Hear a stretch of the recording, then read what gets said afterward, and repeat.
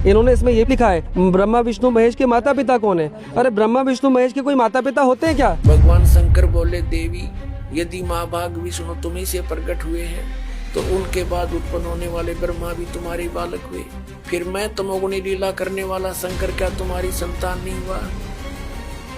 अर्थात मुझे भी उत्पन्न करने वाली तुम ही हो शिवे। अभी तक तो सारे पंडितों ने यही बताया और हमने भी अभी तक यही सुना हमारे दादा परदादा से, तो ये कौन सा नया निकाल ली? अब ये बोलते हैं कि इनके संत रामपाल जी महाराज से मंत्रों का उच्चारण करो और कैंसर ठीक हो जाएगा। ये कौन सी नई चीज है बताओ? पूर्ण परमात्मा की भक्ति करने से जीव के किसी भी प्रकार के कष्ट हो वो दूर हो जाते हैं। तो वह आपकी छपी हुई किताब है, हम नहीं मानेंगे। आपके वेद हैं आपके पास में, हम कैसे मान ले बताओ? लेकिन वेद तो भगवान के लिखे हैं, वेद तो मानते हो। हमें प्रमाण दो तो हम वेद खरीद के लाएंगे वहाँ से। वो परमात्मा नर आकार है, मनुष्य सदृश है, वो सह शरीर है, उसका नाम कबीर है। ये इनकी बात तो हमें अच्छी लग रही है, पर हम जब तक पढ़ेंगे नहीं वेद खरीदेंगे, क्योंकि इनका हमें गोलमाल लग रहा है। और जब तक वेदों से नहीं मिलाएंगे हम नहीं मानेंगे। दर्शकों, संत रामपाल जी महाराज के आध्यात्मिक ज्ञान का प्रचार प्रसार दुनिया के हर कोने में हो रहा है। संत रामपाल जी महाराज का अद्भुत ज्ञान और उनके द्वारा बताई गई सद्भक्ति से मिले लाभ हर किसी को उनकी विचारधारा पर चलने के लिए प्रेरित करते हैं। संत रामपाल जी के ज्ञान को जब भी कोई व्यक्ति शुरू में सुनता है तो हैरान रह जाता है और व्यक्ति के दिमाग में बहुत सारे सवाल उमड़ने लगते हैं।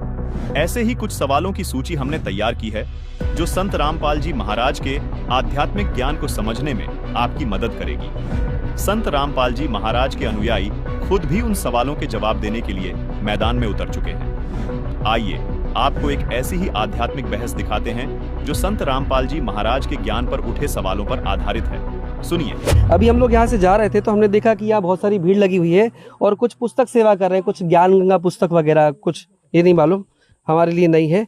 और एक पर्चा मिला हमें यहाँ पर, क्या आप जानते हैं से, तो इसमें बहुत सारी अनर्गल बातें लिखी हैं जो हमारे बर्दाश्त नहीं हुई, तो हम इनसे पूछ रहे हैं तो ये कुछ और ही जवाब दे रहे हैं। इसमें लिखा हुआ है कि जीव हमारी जाति है, मानव धर्म हमारा, हिंदू मुस्लिम सिख ईसाई धर्म नहीं कोई नहीं न्यारा। तो हम तो हिंदू हैं, तो फिर ये धर्म कौन सा नया आ गया? हम ये इनसे पूछना चाह रहे हैं। तो सर इसको आप इनका जवाब किस प्रकार से देंगे? सर जी, मैं दर्शकों को ये बताना चाहता हूँ, जो भाई ने क्वेश्चन किया है कि जीव हमारी जाति है, मानव धर्म हमारा, हिंदू मुस्लिम सिख ईसाई धर्म नहीं कोई न्यारा, ये अलग से धर्म कहाँ से आ गया? तो आज हम आप लोगों को बता दें इस चैनल के माध्यम से कि जगत गुरु तत्वदर्शी संत रामपाल जी महाराज जी की ही ऐसी कृपा हुई है कि जो केवल सबको एक कर रहे हैं। अभी तक जो हमारे धर्म गुरु थे, जब तक अभी तक जितने भी धर्म गुरु हैं या संसार में जितने भी जो लोग आए वो हमको बांटते आए। राजनेता हैं तो वो बांटते हैं, हिंदू धर्म के नाम पर लड़ाई कराते हैं, मुस्लिम बनाते हैं, कोई सिख बनाते हैं, कोई अपनी रोजी रोटी चलाते हैं, कोई वोट बैलेंस बनाते हैं। तो जितने भी हमारे धर्म गुरु आए तो हमको बांटते आए। लेकिन आज विश्व में एकमात्र संत रामपाल जी महाराज जी एक ऐसे हैं कि उन्होंने बताया कि हम सब परमात्मा की परमात्मा की संतान हैं, हम सब कोई अलग नहीं है। हमें भेजने वाला वो परमात्मा एक है जिसने हमें यहाँ पर भेजा है। तो भगवान हम वहाँ उनने लिखा है कि जीव हमारी जाति है, हम सब एक जीव के हैं। बताइए कोई अलग अलग जीव है? हम जीव हमारी जाति है, मानव धर्म हमारा, हम सब एक मनुष्य जाति के हैं। और हिंदू मुस्लिम सिख ईसाई धर्म नहीं कोई नहीं आ रहा है। यहाँ पर बांट दिया हमें धर्म बना करके, ना कि भगवान ने हमें धर्म बना के नहीं बांटा, कोई जाति बना के नहीं बांटा, भगवान ने इंसान बना के भेजा है। सर इन्होंने जवाब दिया है कि आप इसे जवाब से संतुष्ट हैं सर? हाँ, थोड़ा बहुत तो लग रहा है, क्योंकि ऐसे ही चल रहा था अभी तक, सारे धर्म जाति में बटे हुए थे, तो हमको लग तो ऐसा रहा है, पर हम जब तक पढ़ेंगे नहीं तब तक हम कुछ कहेंगे नहीं। पर एक सवाल और है, इन्होंने इसमें यह भी लिखा है कि ब्रह्मा विष्णु महेश के माता पिता कौन है। अरे ब्रह्मा विष्णु महेश के कोई माता पिता होते हैं क्या? ब्रह्मा विष्णु के पिता है और शंकर जी सबके पिता है। तो अभी तक तो सारे पंडितों ने यही बताया और हमने भी अभी तक यही सुना हमारे दादा परदादा से, तो ये कौन सा नया निकाली कि ब्रह्मा विष्णु महेश के माता पिता है? बताओ जरा। देखिए, जो कह रहे हैं भाई ने कहा है कि ब्रह्मा विष्णु महेश के कोई माता पिता नहीं है, जो अजय अमर हैं, और जो पुरखों से हमारे बताते आ रहे हैं कि यही अजय अमर हैं, इनके ऊपर इनके माता पिता कहाँ से बता दिए? तो हम भाई को बताना चाहते हैं कि संत रामपाल जी महाराज जी ने अपनी तरफ से कोई ना माता पिता बताया ना कोई, हमारे सदग्रंथों में प्रमाणित है। और देखिए, प्रमाण तो मानना पड़ेगा। जैसे हमारे सदग्रंथ हैं, हमारी श्रीमद् भगवत गीता जी है, गीता जी के प्रमाण है, और हमारी देवी पुराण है, जैसे देवी के तीसरे स्कंद में और 123 पे स्पष्ट लिखा हुआ है कि ब्रह्मा जी कह रहे हैं कि हे माते, तुम शुद्ध स्वरूपा हो, तुम हम सबको जन्म देने वाली हो, ब्रह्मा विष्णु महेश हम तीनों तुमसे उद्भावित हैं और हम तो नित्य नहीं हैं, हमारा तो जन्म मृत्यु होता है। उनने तो प्रमाणित करके दिखाया है कि देखिए वो स्वयं स्वीकार कर रहे हैं कि हमारा तो जन्म मरण होता है, हम नित्य नहीं हैं, अब अविनाशी नहीं है, तो वो स्वयं स्वीकार कर रहे हैं। तो संत रामपाल जी महाराज जी अपनी तरफ से थोड़ी बता रहे हैं, या हम लोग अपनी तरफ से थोड़ी कह रहे हैं। अपने सदग्रंथों में लिखा है, वो प्रमाण है, तो देखो प्रमाण तो आपको मानना पड़ेगा। हमारे सदग्रंथों में जो प्रमाण है हम उस प्रमाण के आधार से अकॉर्डिंग बता रहे हैं। आप नहीं मानते हैं तो उठा करके देख लीजिए, देवी महापुराण में लिखा हुआ है स्पष्ट 30 स्कंद में। आइए देखते हैं इस विषय पर देवी भागवत पुराण में क्या प्रमाण है। अब आपको दिखाते हैं ब्रह्मा विष्णु महेश की उन्हीं की जीवनी में क्या सतीथि है। देखिएगा, श्रीमद देवी भागवत यानी देवी पुराण, गीता प्रेस गोरखपुर से प्रकाशित।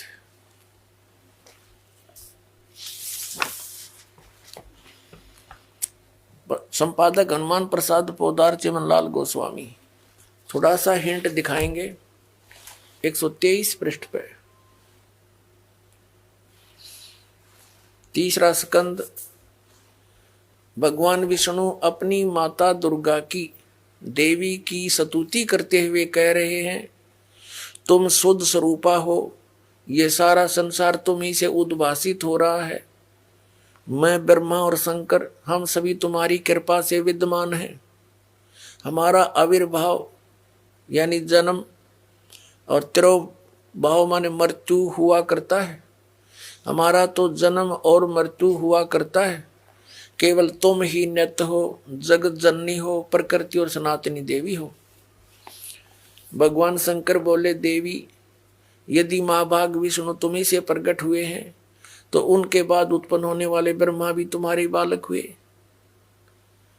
फिर मैं तमोगुणी लीला करने वाला शंकर क्या तुम्हारी संतान नहीं हुआ? अर्थात मुझे भी उत्पन्न करने वाली तुम ही हो। शिवे, संपूर्ण संसार की सृष्टि करने में तुम बड़ी चतुर हो। इस संसार की सृष्टि सतीथि और संहार में तुम्हारे गुण सदा समर्थ है। उन्हीं तीनों गुणों से उत्पन्न हम ब्रह्मा विष्णु एवं शंकर नियमानुसार कार्य में तत्पर रहते हैं। अब इसे यह भी सिद्ध हो गया, तीनों गुणों से उत्पन्न रजगुण ब्रह्मा, सतगुण विष्णु, तमगुण शंकर केवल नियमित कार्य में तत्पर रहते हैं। इस पवित्र सदग्रंथ ने, पवित्र पुराण ने, देवी पुराण ने 5 कंसेप्ट क्लियर कर दिए, 5 पॉइंट कति साफ कर दिए। नंबर 1, दुर्गा देवी ब्रह्मा विष्णु महेश जी की माता है। दुर्गा जी को प्रकृति भी कहते हैं। तीसरा, ब्रह्मा विष्णु महेश की जन्म मृत्यु होती है। चौथा, ये ब्रह्मा रजगुण, विष्णु सतगुण और शिव जी तमगुण है। और 5वां कि ये केवल नियमित कार्य ही कर सकते हैं, जैसा आपके भाग्य में है वैसा ही दे सकते, उसमें कोई परिवर्तन नहीं कर सकते। देखिए, हमने अभी तक तो दादा परदादा से सुना था, वेद पढ़ी कभी पढ़े नहीं और कभी गीता जी पढ़े नहीं, और जिसने जो बोल दिया वो सुना है। हो सकता है ये सही बोल रहे हो, जब तक हम पढ़ेंगे नहीं तब तक हम बोल नहीं सकते। आपके संत जी ये भी बोल रहे हैं, संत रामपाल जी महाराज, जो देवी देवताओं को हम पूजा करते हैं ब्रह्मा विष्णु महेश की, बे पूजा तो वे भी बता रहे, देखिए तो करवा रहे। देखिए, ब्रह्मा विष्णु महेश की पूजा मन माने ढंग से करने से कुछ नहीं होगा। तो आप कहते हैं कि हम मनमाना आचरण कर रहे हैं? हाँ, आप बिल्कुल मनमाना आचरण कर रहे हैं। आप प्रमाणित करके बताइए, जो आप नाम जप करते हैं, क्या नाम जप करते हैं? नहीं, नाम तो नहीं जपते हम। फिर आप उनकी कैसे भक्ति? हम तो जय गणेश जय गणेश जय गणेश देवा करते हैं, ओम नमः शिवाय करते हैं, राम राम जपते हैं, हरे राम हरे कृष्ण जपते हैं। बस उपास आया तो कर लिया, 11 साल तो कर ली। भक्ति जो कर रहा है घर, अपने घर हजारों लोग हैं, लेकिन मंदिर जाने से वो क्या श्रद्धा है मूर्ति के पास जाने? जब घर करे तो मंदिर में क्या आवश्यकता है मूर्ति के पास? बोलिए, क्यों संतुष्टि नहीं है उसको?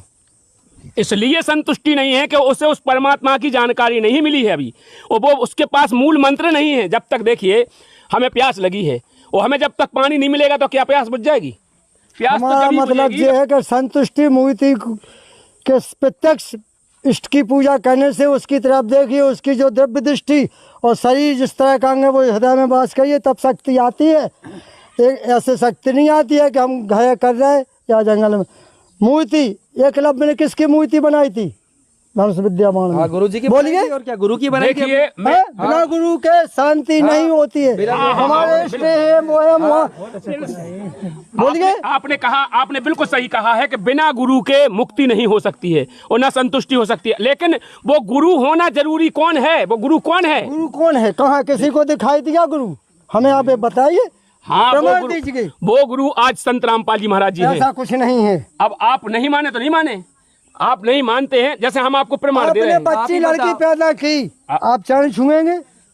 कहाँ लिखा है? किस वेद में लिखा है? क्यों पैदा की? क्यों आपने भोग किया? क्यों शादी की? सृष्टि किससे चलती है? संतान से। आप ही बताओ। देखिए आपकी बात से हम एक बात बताइए, आपकी बात से हम संतुष्ट हैं। अगर आपने कहा है तो हमारी बात का जवाब भी तो दीजिए। हमारी बात का जवाब तो दो आप पहले। आपने जैसे कई बच्ची के पाँव नहीं पहनती, किस वेद में लिखा है पाँव पहनने के लिए? बच्ची आपने क्यों? देखो यार, फिर मनमाने ढंग से तो कुछ नहीं होगा। मनमाने हमें ये बताओ, आप ही आप बताओ हमें एक बात बताओ, अगर अपने बच्चा को अगर तुम कलेक्टर बनाओ चाहो तो घरे बैठा के बना दो मनमाने ढंग से, क्या हुआ किताबें पढ़ाओ बे? तुम्हें क्या करने कलेक्टर नहीं से? तुम तो स्वयं हो, भक्ति करिए। अच्छा चलो सारी बात छोड़ो, ये बताओ। अच्छा बिल्कुल नहीं, अगर आपने किया है तो उसको शिक्षा और लोग चाहे करना था। हम पूछेंगे आपका सवाल। हमारा सवाल जो है वो हमारा सवाल भी तो सुनो। हमारा मतलब है आपने कही आप बिटिया के पाँव का उद्देश्य परत बताओ हमें, आप सब क्या उद्देश्य परत? हमने उसको अपने अंश से पैदा किया, वो हमसे मान विश्वमान है। मान हो गई। अब सुनो, आपसे लक्ष्मी का रूप है। लक्ष्मी का रूप है, मान हो गई। फिर उसे जो मोड़ा हो तू क्या कौन रूप दे के उके पाँव परत?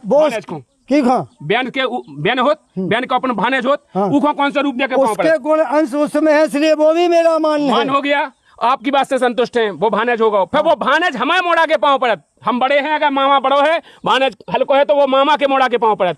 फिर बहू के पाँव का पड़त। वो भाईचारे का नाता है। तो फिर अब इनमें बड़ों को नाता है। अब महाराज जी जा बताओ, इनमें बड़ों को होगा, फिर ऊने पड़े हमारे पाँव, हमने पड़े फिर बेन के पाँव, इनमें पाँव पड़े था। हमें बताओ इनमें श्रेष्ठ को होगा? मान्यता और महानता इज्जत की बात होती है। मान्यता महानता से मोक्ष नहीं होगा, मन माने ढंग से मोक्ष नहीं होगा। अभी एक सवाल और आता है, अभी इसमें लिखा हुआ है कि ब्रह्मा विष्णु महेश किसकी भक्ति करते हैं? ब्रह्मा विष्णु महेश जो जगत के पालनहार है, वो काय को किसी की भक्ति करेंगे? भाई लोग तो उसकी भक्ति करेंगे ना। देखिए, आपने कहा है कि ब्रह्मा विष्णु महेश भगवान हैं। हाँ बिल्कुल भगवान हैं, लेकिन इनकी श्रेणी है जहाँ तक वो भगवान है। आपने देखा होगा हमेशा शंकर जी समाधित रहते हैं, तो वे समाधित क्यों रहते हैं? किस भगवान का ध्यान करते हैं? आखिर समाधि में रहते हैं तो ध्यान तो करते होंगे, किसी न किसी भगवान का ध्यान तो करते होंगे, तो उनके ऊपर कोई भगवान होगा जब तो वो ध्यान करते हैं। अब प्रमाण के लिए कहें तो प्रमाण अपने गीता अध्याय 15 के 16-17 श्लोक में लिखा हुआ है। उसमें स्पष्ट कहा है कि क्षर पुरुष और अक्षय पुरुष और परम अक्षय पुरुष कोई और है, परमात्मा इति उदाहरते, वो परमात्मा कोई और है। और उसमें गीता ज्ञानदाता स्वयं स्वीकार कर रहा है। गीता अध्याय 18 के श्लोक नंबर 62 में कह रहा है, हे अर्जुन तू उस तत्वदर्शी संत की शरण में जा जिसकी कृपा से सनातन धर्म और शाश्वत धाम को प्राप्त होगा।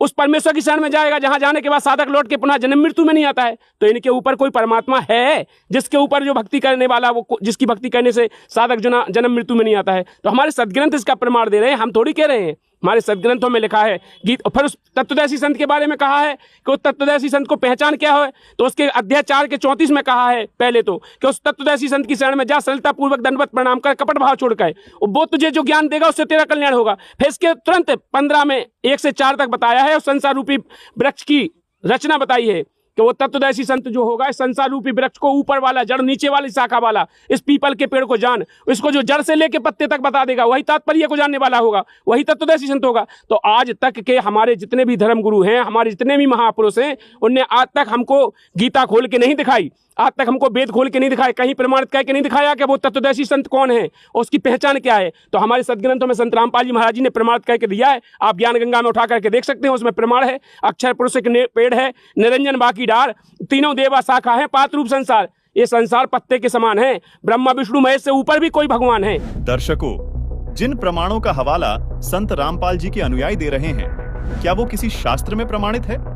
आइए देखते हैं। श्री मद भगवत गीता अध्याय नंबर 15 के श्लोक नंबर 1 से 4 में एक निष्कर्ष दिया है। जैसे श्रीमद् भगवत गीता अध्याय नंबर 4 के श्लोक नंबर 32 और 34 में स्पष्ट किया था कि उसमें कहा गया है कि 32वें श्लोक में कहा है कि अर्जुन, यज्ञों की जानकारी, यानी यज्ञ माने धार्मिक अनुष्ठान साधनाओं की जानकारी सच्चिदानंद घन ब्रह्म यानी उस परम अक्षर ब्रह्म के मुख कमल से उच्चरित वाणी में वो बोली गई है, वो तत्व ज्ञान है, उसमें विस्तार से कही गई है। और उसके जानने के बाद फिर पूर्ण मोक्ष प्राप्त हो जाता है। चौथे अध्याय के 34वें श्लोक में कहा कि वो तत्व ज्ञान जो सच्चिदानंद घन ब्रह्म यानी सत्य पुरुष अकाल मूर्त स्वयं अपने मुख कमल से आकर बोलता है, वो तत्व ज्ञान है। और उस तत्व ज्ञान को तू तत्वदर्शी संतों के पास जाकर समझ, उनको दंडोत प्रणाम करने से, कपट छोड़कर प्रश्न करने से, सरलतापूर्वक प्रश्न करने से वो तत्वदर्शी संत तुझे उस तत्व ज्ञान का उपदेश करेंगे। इसे सिद्ध हो गया कि गीता ज्ञान दाता ना तो उस अपने से अन्य किसी परमात्मा के बारे में जानकारी दे रहा है, और उस ज्ञान से वो गीता ज्ञान दाता भी परिचित नहीं है। तो उस तत्व ज्ञान का जो तत्वदर्शी संत से पूछने को कहा है, उसकी पहचान बताइए 15वें अध्याय के प्रथम मंत्र में, कि जो संत इस उल्टे लटके हुए संसार रूपी वृक्ष के यानी ऊर्ध्व मूलम अधः शाखम, ऊर्ध्व मूलम अधः शाखम अश्वत्थम प्राहु अव्यम, ऊपर को जड़ वाला नीचे को शाखा वाला, ऊर्ध्व मूलम अधः शाखम अश्वत्थम प्राहु अव्यम छंदासी यस्य प्रणानी ये तम वेद स वेदवित। इसमें क्या बताया है कि ये उल्टा लटका हुआ संसार रूपी वृक्ष है अर्जुन, ऊर्ध्व मूलम अधः शाखम, ऊपर को जड़ और नीचे को शाखा, यानी ऊपर सतलोक में जो परमात्मा रहता है वो मूल है सभी संसार के रूपी वृक्ष का। और जैसे पूरे वृक्ष को, पूरे पौधे को, पूरे पेड़ को आहार कहाँ से मिलता है? मूल से प्राप्त है, जड़ से। तो वो सबका पालनहार, सबका धारण पोषण करने वाला वो मूल परमात्मा, वो मूल मालिक तो ऊपर है। ऊर्ध्व मूलम, इस संसार रूपी वृक्ष की ऊपर को जो जड़ है वो तो पूर्ण परमात्मा है, नीचे को शाखा है, ये संसार रूपी वृक्ष है। और इसके जो सभी विभागों को जानता है, ये देखिएगा, स वेदवित, वह तत्वदर्शी संत है। ये देखिए, ये है पंचदशो अध्याय 15वां अध्याय, मंत्र नंबर 1। ऊर्ध्व मूलम, ऊर्ध्व माने ऊपर, अधः माने नीचे को शाखा, अश्वत्थम माने पीपल का, पीपल रूपी संसार, पीपल रूपी संसार रूपी पीपल का वृक्ष समझो। प्राहु कहा जाता है अव्यम अविनाशी। ऊर्ध्व मूलम अधः शाखम अश्वत्थम प्राहु अव्यम छंदासी यस्य प्रणानी ये तम वेद स वेदवित। इसका सीधा सा अर्थ है कि ऊपर को जड़, ये संसार रूपी वृक्ष का एक चित्र जानो, ऊपर को जड़ और नीचे को शाखा वाला है, ये संसार रूपी वृक्ष है। और जो संत जड़ से लेकर, मूल से लेकर तना, मोटी डार, शाखा और पत्तों तक बता देगा, स वेदवित, वो तत्वदर्शी संत है।